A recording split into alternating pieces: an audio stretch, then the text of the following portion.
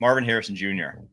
showed up at the podium looking, I'll be honest, I was scrolling the timeline. I saw this picture.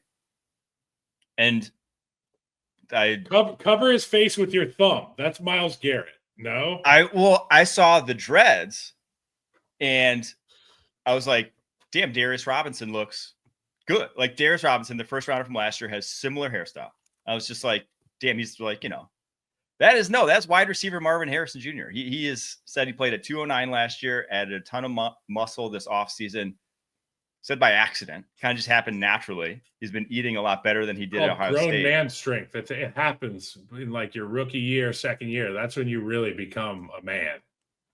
Speak to that a little bit, because I've seen certain guys come to mind, like a Max Crosby, who came in the league skinny, like a David Bakhtiari, who came in the league skinny from Colorado, where it's like play strength concerns, but then like by coming out of college, but then by year 3, you're like, they're actually some of the strongest dudes out here. So how much can you actually put on an NFL weight room? Well, there's functional strength, obviously, and then there's guys that look like Hercules and play like a wet blanket, like Ashton Hall. There's Ashton Hall, the guy who's running on the guy with the Saratoga Springs water. When I came in the league, most of my training was combine based. So like they wanted me to run a 40. They wanted me to run a 5.10.5. They wanted me to broad jump, all this stuff. And not to say that stuff isn't conducive to having success athletically, but when you get into the NFL and it's iron versus iron, you figure out what you need to improve on. So like for me, I didn't do enough squatting in college. And when I got to the NFL, Mike Clark was my strength coach. And Mike Clark was big on heavy squats. We were moving heavy stuff. The boost I got from year 1 to year 2 and then to year 3 was unbelievable. And I was bald at 21. It wasn't like I didn't go through puberty or anything, but I had a second wind of strength and growth. And that's when I really became grown man strong. And you mentioned a guy like Max Crosby. He's figured out what works for him, and he's figured out how to continue to strengthen his armor and sharpen his weapons. For a guy like Marvin Harrison Jr., I just think that when you are around a bunch of guys that are like yourself in terms of being specimens physically, and that's what it is when you're in the locker room, there's 52 other guys that pretty much got what you got. You find a way to get even stronger. And it's just, by osmosis. You're at the squat rack with 3 other O-linemen in the NFL, your squat numbers are going to go up because you got that silent competition, that silent communication. And for him, I think it's just unbelievable. Obviously, the genetics, I'm a huge fan of genetics, and I think that that's a very real thing. And I can see why you would be. He's got that. But if you couple it with hard work and nutrition, then special things happen. And I think Marvin Harrison Jr. is kind of figuring out, and his body is ready to take that next step. I'm excited to watch him go. He looks unbelievable. I do think with the type of wide receiver he is, this is what he has to lean into or should lean into, right? I mean, he had 38 contested catch opportunities last year. That was top 5 in the NFL. He is going to have to, with the type of wide receiver he is going to have to make a lot of plays at the catch point. He is going to have to physically dominate cornerbacks a lot. And when you are only 209 pounds, that's difficult because the cornerbacks you're going against are like 200 pounds and they're not 6'4". They're 5'11". They're 6 foot. Yep. They're a more dense 200. They're denser than you are. So I do think leaning into that is probably better, especially when Budda Baker said, his quote was, he's still skinny. That Marvin Harrison Jr. still, which is a huge compliment, because it's like the guy's a freak show. He's got big old arms, but he's still skinny, which, in football terminology, as you would know, it's like he has a lot of room to grow. Like if you asked an O lineman, how much do you weigh?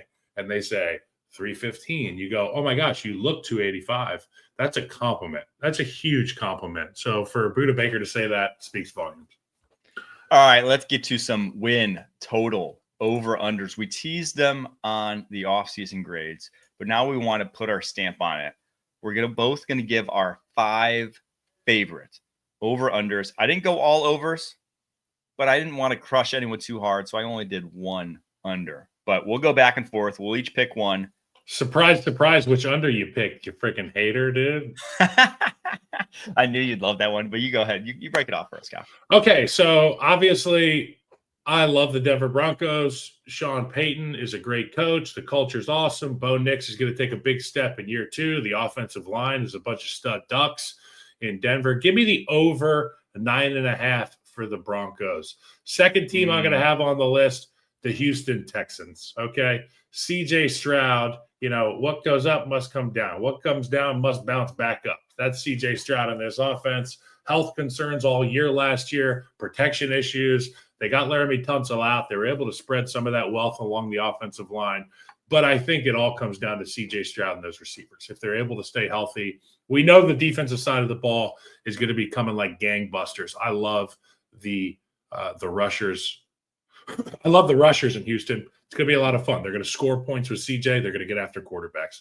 The third group, Buccaneers, over 9.5. If it ain't double digits for Tampa Bay, it ain't right, in my opinion. So give them the over. I know they lost Liam Cohen, but they've done this dog and pony show before with new coordinators, new coaches. Give me the Bears at number 4, over 8.5 wins. I just think that it's a good starting point for the Bears. And then the Cowboys. I put the Cowboys on this list. I did the picks last week on HQ, and I had them going like 5-12. I have retracted that. I've got them going, let's call it, 8-9? Mm-hmm. 8-9 for the Cowboys, which puts them over 7.5. What say you, Mike? We have some overlap. 2 big ones. My favorite one, and I'll keep banging this, and I can't believe it's plus odds right now. Buccaneers 9.5.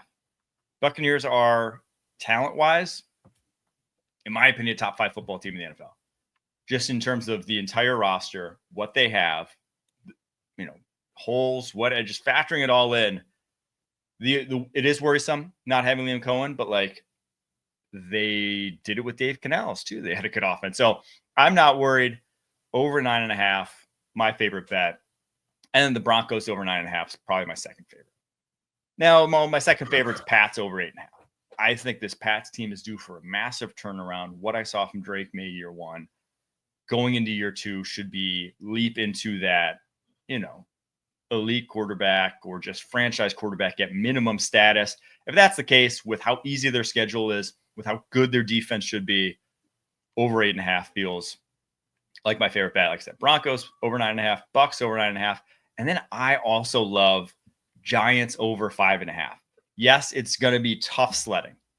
There are no. It's going to be a bunch of bar fights for the New York Giants. That's what it's going to be.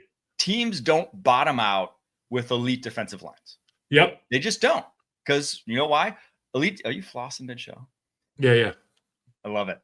I had some steak from yesterday this morning for breakfast. By the way, not a good way to start the day. Steak and eggs is a great option, from a taste standpoint. But you feel like oh boy, it's with you all day, man. It's with you all day. I love it. But back to the Giants. You don't bottom out with elite defensive lines. It's difficult to, because elite defensive lines show up every single week. There's no, our defensive line had kind of a day off. When you have Dexter Lawrence, when you have Abdul Carter, when you have Brian Burns, when you have Kayvon Thibodeau, and when you have Darius Alexander, those guys will show up week in and week out. So I think that's a team. And then it can't be understated that Daniel Jones was freaking awful last year. Tommy DeVito was playing for them last year. You can think as little as you want about Russell Wilson and Jameis Winston at this point in time. It's a big upgrade. It's still a massive upgrade. And they have talent at receiver, man. Malik Neighbors, Jackson Dart, Theo Johnson. I'm just going to whisper Jackson Dart. And then my last one, the under I like. I actually like a couple unders. I like the Eagles under 11.5. I like the Chiefs under 11.5. Your Super Bowl teams from last year, it's tough when you play that schedule. Their divisions have all started rising too. Rising closer. And if the tush push gets banned, push gets banned, then I'm putting Saquon for MVP, because you got to think about all the skewed numbers that resulted because of their tush pushes. Because Saquon would have had I was explaining to Kate touchdowns in the kitchen this morning that I was on HQ last week, and our host, I'm not going to name the host, they were like, well, Derrick Henry had more touchdowns than Saquon Barkley. And I'm like, well, you ever seen the tush push? Okay, Saquon Barkley could get 99 yards, and they're going to let Jalen run it in at the 1 yard line. So think about those numbers. So Jalen Hurts had 14 rushing touchdowns last year. 14. Saquon had obviously 13 himself. Yeah. But just think of half of those. And 20. Let's just say 20. Yeah.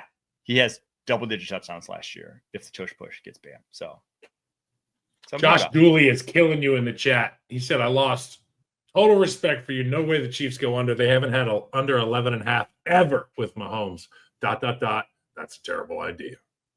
Well, we're going under 11.5